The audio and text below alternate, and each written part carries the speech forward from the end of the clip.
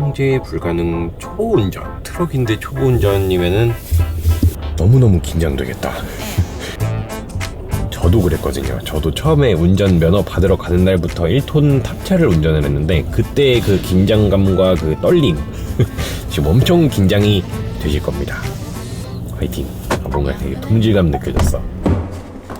아니 도대체가 요 렉스턴을 잘 못 타가지고 아직도 길들이기를 못 끝냈습니다. 저 레일을 작업하면 저거 테스트 해본다고 계속 한동안 저걸 타고 다녔더니 아직도 주행거리가 600km? 700km? 밖에 안 됐어요. 그래갖고 오늘은 1000km를 한 번에 찍어볼 겁니다.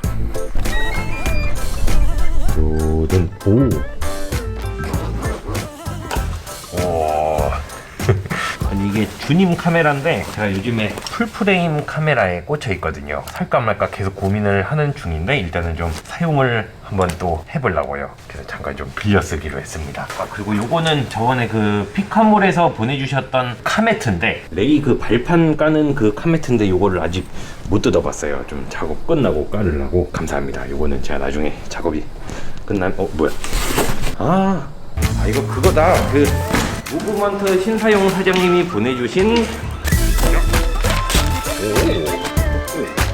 이거 맨투맨티야. 감사합니다. 이렇게 또 연락도 없이 이런 걸 또 보내주시고 달력도 잘 보겠습니다. 제가 저 새 트럭을 사고 나서 길들이기에 대한 질문들을 되게 많이 받았어요. 새 차를 사면 길들이기를 하느냐, 한다면 어떻게 하느냐라는 질문들을 개인적으로도 굉장히 많이 받았는데 결론부터 말씀드리면 저는 자동차 설명서대로 합니다. 그 차 사면 처음에 주는 그 설명서대로 하는데 생각보다 요거를 한 번도 펼쳐보지 않은 분들도 꽤 있으시더라고요. 저는 딴 건 몰라도 차를 사면 요거는 무조건 꼭 꺼내가지고 처음부터 끝까지 이렇게 정독을 하는 편인데 여기에 굉장히 생각보다 많은 내용들이 나와 있습니다. 소모품 교환 주기, 소모품 종류, 뭐 엔진 오일은 어떤 걸 넣어야 되고 차량 관리는 어떻게 해야 되고 조작은 어떻게 하는지, 그리고 특히 신차를 샀을 때 어떻게 길들이기를 하는 방법에 대해서 되게 디테일하게 나와 있거든요. 그래서 저는 차를 살 때마다 요 매뉴얼에 나와 있는 대로 그거를 똑같이 따라하면서 길들이기를 했었습니다. 뭐 유튜브나 뭐 동호회, 카페, 뭐 인터넷 이런 데 찾아보면 되게 내용들이 많은데 저는 그런 데보다 이 자동차를 만든 제조사에서 알려주는 방법이 정확하지 않을까 싶어가지고 항상 요대로 따라 했었어요. 이따가 지금 이제 1000km가 될 때 찍어줘야 돼. 알겠어. 얼마 안 남았네? 중간에 휴게소도 들릴 거니까 가다가 체크를 해보자. 여러분 혹시 궁금한 게 있으신가요? 자꾸 이렇게 대화를 시도하시죠? 전 소통형 유튜버거든요. 그때 팰리세이드 타보고 엄청 좋아했잖아. 응. 근데 이건 그런 느낌은 아니야? 근데 느낌이 달라. 그래? 응. 팰리세이드는 좀 더 해외에서 유학을 갔다 온 것 같은 유쾌하면서도 기품이 있는 그런 사람을 만난 느낌이었어요. 팰리세이드는. 이 렉스턴은 약간 어떤 느낌이냐면 좀 되게 시골에서 상경한 투박한 친구인데 굉장히 재능이 많고 어디로 튈지 모르는 인간적이고 친근한 아이예요. 그래서 시골 아이 같다. 그래서 뭔가 팰리세이드는 한 번 만나본 거에 만족하고 기억에 남아있지만 계속 보고 싶은 친구는 렉스턴인 거죠. 굳이 회사원님이랑 누가 더 닮았냐 생각을 해보면 후자인 친구가 좀 더 닮았잖아요. 뭔가 시골 아이? 시골에서 사는 뭔가 꿈도 많을 것 같고 약간 이런.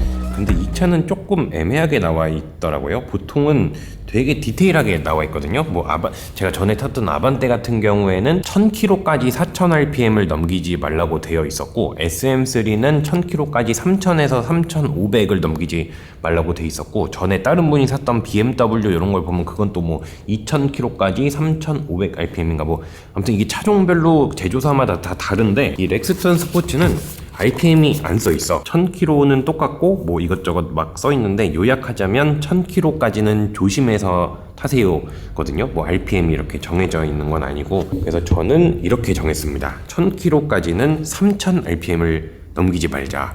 보통 가솔린 차의 RPM 그 레드존이 보통 한 6,500에서 7,000 정도 되거든요. 근데 요거는 디젤이라서, 이 차는 디젤이라서 레드존이 4,500부터 레드존입니다. 그러니까 3,000rpm이면 사실상 굉장히 높은 출력을 사용을 하고 있는 거죠. 그리고 현대자동차 매뉴얼에도 보면은 가솔린은 4,000rpm인데 디젤은 3,000rpm을 넘기지 말라고 되어 있더라고요. 그래서 저는 길들이기를 하는 동안 3,000rpm을 기준으로 다녔습니다. 근데 이 길들이기 방법은 뭐 아까도 말씀드렸지만 제조사마다 차종마다 다 다르거든요. 근데 공통적으로 지양하라고 하지 말라고 되어 있는 내용들이 있습니다. 첫 번째로 과속, 두 번째 급가속, 세 번째 급감속, 네 번째 장시간 과도한 공회전, 이런 것들을 하지 말라고 공통적으로 나와 있는데, 이게 요약하자면 사실 살살 타라거든요.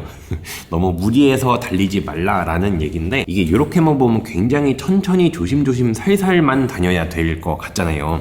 근데 요거는 조금 해석을 잘해야 될 필요가 있습니다. 이게 무리를 하지 말라는 거지 약하게 다니라는 얘기는 아니거든요. 요 길들이기라는 게 사람으로 치면 운동하기 전에 준비 운동을 하는 그런 개념인데, 이게 너무 우리 준비 운동 할 때 보면은 너무 약하게만 하면은 군대에 있을 때처럼 이렇게 막 설렁설렁 하면은 효과가 없잖아요. 그래서 어느 정도 근육을 무리하게 쓰지 않는 선에서 이렇게 적당한 힘으로 관절들이랑 근육들을 풀어주려고 노력을 하는데, 그걸 차로 치면 기어 단수도 1단부터 6단까지 골고루 사용을 해주고, 엔진 회전수도 이렇게 너무 무리하지 않는 선에서 처음부터 끝까지 천천히 이렇게 워밍업을 전부 다 해줘야 되는데, 그걸 너무 과도하게 약하게만 사용을 하면은 얘가 좀 학습이 잘못되더라고요. 이 자동차도 학습을 하거든요. 요게 ECU라는 자동차의 뇌라고 불리는 ECU라는 부품인데, 이 자동차도 운전자의 습관에 따라서 뭐 페달링이나 이런 게 ECU가 학습을 하거든요. 그래서 너무 한계치를 낮춰서 주행을 하다 보면 이 ECU가 그 패턴을 학습을 해버려가지고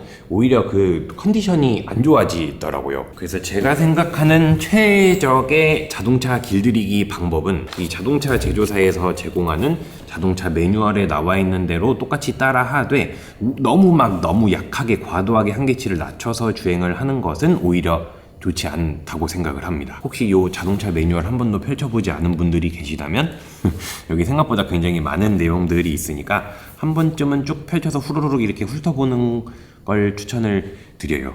내가 몰랐던 것들을 알는 경우가 되게 많이 생기더라고요. 잘못 생각한 게 한 가지가 있어. 오늘이 금요일이거든요? 금요일 퇴근 시간이야 지금. 그러니까 이게 길들이기를 할 만한 그런 날이 아니었어. 차 엄청 막혀. 프리미엄 소시지 이거? 이건 아니야? 저 프리미엄 소세지랑요, 네. 통 감자 구해주세요. 네, 고요. 네. 소스 해드릴까요? 맛있게 드세요.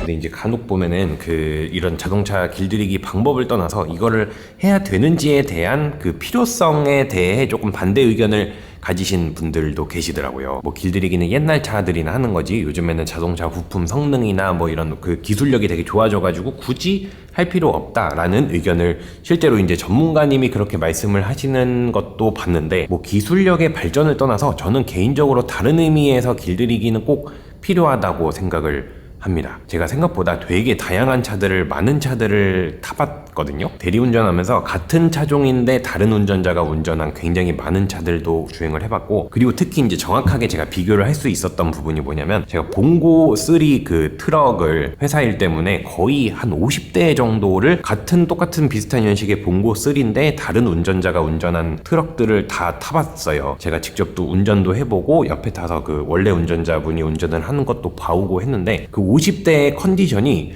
전부 다 다르더라고요. 뭐 클러치 미트 시점은 당연한 거고, 엑셀 페달을 밟았을 때 얘가 최적의 그 출력을 내주는 그 RPM 회전 구간, 브레이크 페달의 감각, 이 스티어링 휠의 반응, 기어가 들어가는 조작감이나 뭐 부드럽게 들어가는지 이런 것들이 진짜 같은 차가 단 하나도 없더라고요. 근데 공통적으로 이 차는 조금 그 컨디션이 별로다 싶은 차들은 운전자가 이렇게 운전할 때 제가 옆에서 타서 보면은 운전 습관이 굉장히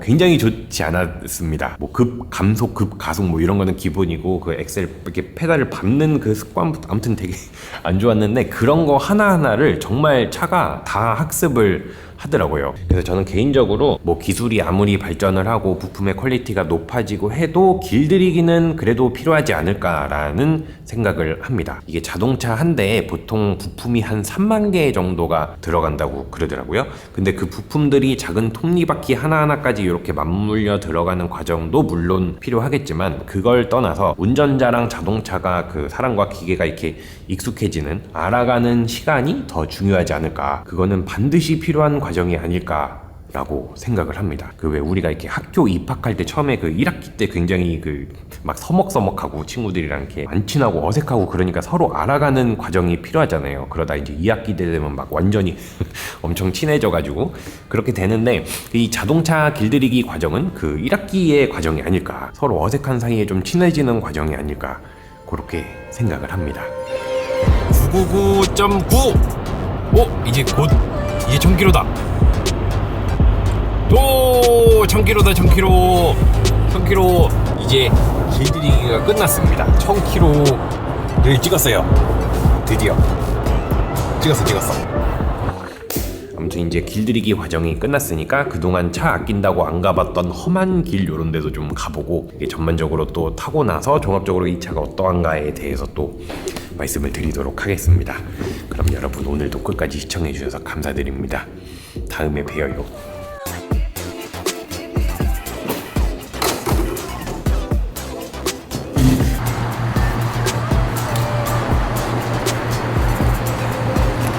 아니 오늘 제가 그 차를 타기 시작한 게 오후 2시쯤이었거든요. 집에서 나와가지고 이제 그 차를 이렇게 움직이기 시작한 지가 2시쯤이었는데 지금 새벽 1시 반입니다. 거의 한 11시간 정도를 지금 차를 타고 다녔는데, 오늘 약간 도로에 빌런들은 다 만났어. 이게 차선이 이렇게 도로에 차선이 있으면은 이 차선이 있고 차로로 차가 이렇게 가야 되잖아. 근데 이게 차선을 밟고 다녀. 근데 이런 사람들을 오늘 한 3명 봤어. 야, 오늘 그런 날 있잖아요. 좀 그 빌런들을 다 만나는 날. 오늘이 그런 날이었습니다.